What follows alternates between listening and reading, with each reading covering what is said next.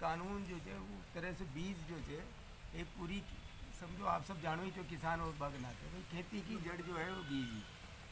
पैदावार बीज पर निर्भर करता है। अपन कौन सा बीज उगा रहे हैं उसके ऊपर निर्भर करता है अपनी पूरी खेती की आमदनी का और भविष्य का जो है सब कुछ उस पर निर्भर करता है। तो जब बीज अभी तक जो है वो किसान का था, बीज किसान की ही जो है एक तरह से जो है ना अपनी खुद की जो है ना पैदाइश है। बीज किसान ने ही बीज पैदा किया है धरती जो मेहनत किया है जिसने वो प्रकृति के साथ मिल करके प्रकृति ने जो है ना कई तरह का बीज धरती में डाली और कई तरह का बीज धरती में डालवा के बाद जो ई देश को जो किसान छो दुनिया को जो किसान छो देश को ही नहीं दुनिया को जो किसान छो उन्हें उनका उपयोगी जो पौधों छो वो पौधों को मैं से चुने कि भाई ये मेरे उपयोगी है इस पौधे को मैं चुन और उस पौधे से जो बीज था उस बीज को उसने जो है पहले प्रकृति ने वो बीज डाला और उसके बाद में उस व्यक्ति ने जो है उसको मिट्टी में डाल करके पैदावार करना शुरू किया और इस तरह से जो है बीज का चयन हुआ। ये गेहूँ की पैदावार भी तरीका से आई है, सरसों की पैदावार भी तरीका से आई है, हर तरह की चीज़ें जो है उसी तरह से ये जो है पैदा हुई। अब उस बीज जो किसान की मतलब एक तरह से जो है जन्मदाता जो किसान है उसे किसान से छीन करके इस बीज की पूरी मिल्कियत इस वह कंपनियों के हाथों में ये सरकार देना चाहती है। बीज अब किसान का नहीं है, बीज अब जो है वह कंपनियों का हो, कंपनी के फार्म में उगेगा पर कंपनी के कारखाने में से निकलेगा और फिर वो किसान के खेत में आएगा। और अभी इस पहला सबसे बड़ा सवाल जो है ये है कि बीज पर पूरा नियंत्रण अब जो है वह कंपनियों का हो, किसान का नहीं हो। और जब कंपनियां उस पर नियंत्रण करेगी तो स्वाभाविक है कि वो मुनाफे के लिए करेगी। अब आप एक उदाहरण देकर मैं बताऊँ था ना, जैसे सरसों का बीज एक अपन उदाहरण से समझ सकते हैं। सरसों का जो है बीज वह दो तरह का बीज है। सरसों है मूँग, सरसों की अलग अलग क्वालिटी की बात न करें, सरसों का नंबर चाहे एक ही नंबर हो, एक नंबर के दो तरह के बीज। एक बीज वो है जो कि आप भी पैदा किया है आपने 2 साल से 3 साल से 4 साल से, उसको आप संवार करके उसमें से बेहतर बीज लेकर के आप दोबारा बीज डाल दें। एक बीज वो है जो किसान से नहीं बल्कि वो जो है कंपनी ने पैदा किया है और कंपनी ने उसको आपको दी। अब एक बाहर कंपनी से जिन्हें सरसों का जो है बीज तैयार किया, वो बीज आपको 800 से 1000 रुपये किलो में मिलता है। उसका दावा है कि इस पर ये बीमारी नहीं लगेगी, ये नहीं होगा, वो नहीं होगा, इसकी पैदावार बढ़ करके आएगी, ये उनका दावा है। लेकिन उस बीज की खासियत ये है कि उस बीज पर जो आप सरसों पैदा करते हो उस सरसों से दोबारा आप बीज के तौर पर उस सरसों को आप इस्तेमाल नहीं कर सकते, इसलिए बीज के रूप में उसका दोबारा इस्तेमाल नहीं हो सकता। उसी क्वालिटी उसी नंबर का सरसों जो है यदि खरीदना है तो उस बाहर कंपनी या किसी भी दूसरी कंपनी जो उसको पैदा करती है उस तरह की, जिसको बोलते हैं जेनेटिकली मॉडिफाइड बीज, जीएमबी। ये जेनेटिकली मॉडिफाइड बीज जो है ये एक तरह से बाज बीज होता है, उसमें दोबारा जो है पैदा होने की गुंजाइश नहीं होती, उसकी ताकत नहीं होती। वो एक बार पैदा हो सकता है, वो दोबारा बीज पैदा नहीं करता है। तो दोबारा उसी वापस वो कंपनी जो है उसको अपने खुद के जो है मॉडिफिकेशन के साथ उसके पास जो जीन है उन जीन्स को मॉडिफाइड करके उसके माध्यम से वो बीज पैदा करता। अब ये जो है यदि हर फसल के लिए ये जो है कंपनियों का मतलब क्या है, बीज कंपनियों के हाथों में जाने का मतलब कंपनियां ही बीज पैदा करेंगी और कंपनियां जो है आपको वो उस मॉडिफाइड की तरफ ले जाएगी और फिर आखिर में पूरी की पूरी जितनी कृषि फसलें हैं उन पर वो कब्जा कर ले, क्योंकि बीज उनके हाथ में हो। अब वो कौन सी तरह की फसल को बाजार से गायब करना चाहती है वो कर सकती है, क्योंकि वो बीज पैदा नहीं करेगी तो आपकी वो फसल गायब हो जाएगी। जिस चीज़ को वो प्रोत्साहित करना चाहेगी वो बीज आप तक पहुंचेगा और आप उस तरह की फसल को पैदा करोगे। तो पूरी फसल बीज के माध्यम से आपकी खेती जो है वो कंपनियों के कॉरपोरेट्स के हाथों में गिरवी हो जाएगी। ये जो है बीज बिल की विशेषता है जो 2026 जनवरी का जो बीज विधेयक अभी पेश किया है, ये एक मोटा जो है मैंने आपको एक आइडिया दिया। तो एक ये वजह से मैं ये बात नहीं की कि भाई एक हम नया साल मुबारक हो या नया साल का राम राम, नया साल आपका शुभ हो, और दूसरी तरफ सरकार का जो नज़रिया है कि इस नए साल जो है वो कॉरपोरेट्स के लिए शुभ हो, किसानों के लिए सत्यानाशी हो जाए और कॉरपोरेट्स के लिए बड़ी कंपनियों के लिए ये आने वाला 2026 जो है वो शुभ हो। इस माध्यम से जो है सरकार उसका एक तरह से वो खुद जो है हथियार बन गई है कॉरपोरेट्स के खेती पर कब्जा करने के लिए। यही तरह की जो है, ये 3 जो काले कानून आए थे, उन काले कानूनों में ये भी एक तरह का कानून जो था वो भी था।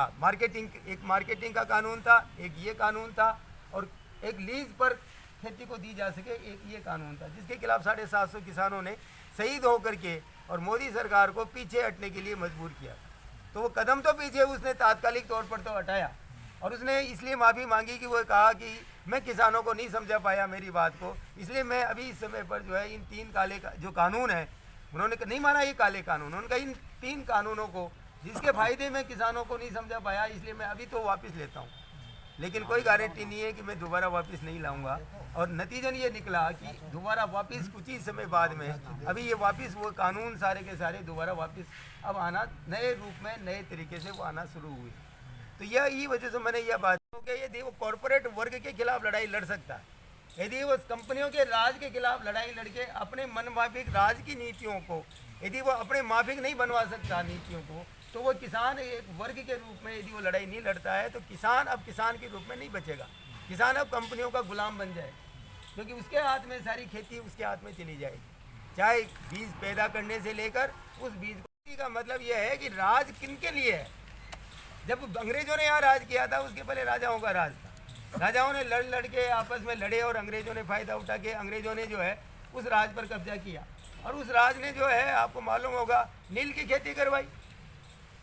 जो कपड़ा जो है वो ब्रिटेन के मिल में जो सूत होता है वो सूत सफ़ेद रंग का था,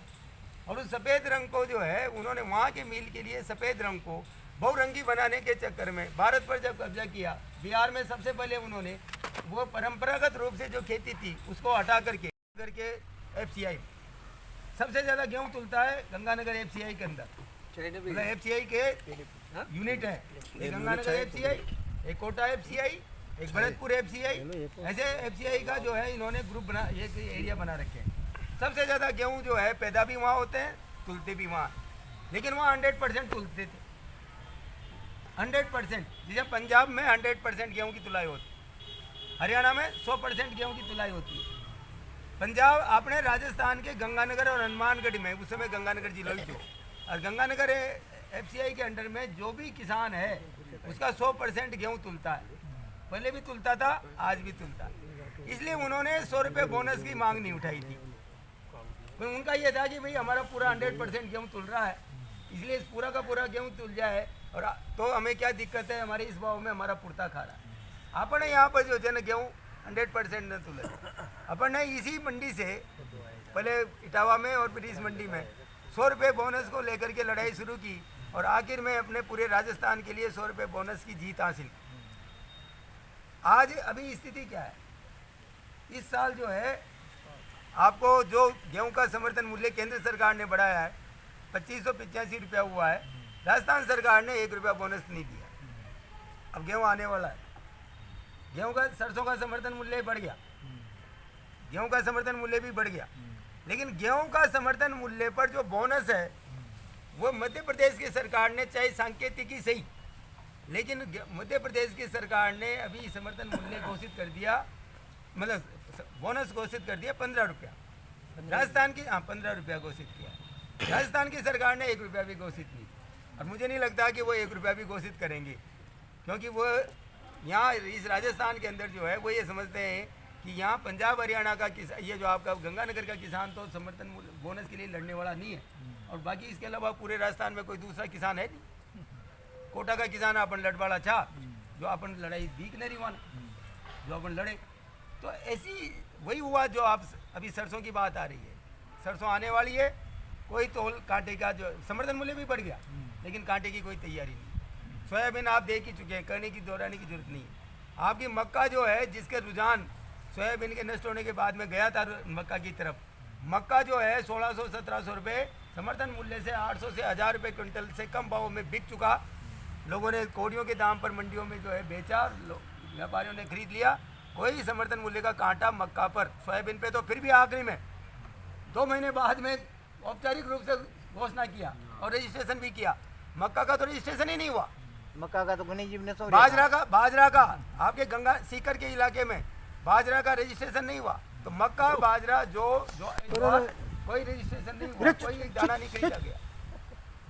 ये ले जाओ धीरे, अरे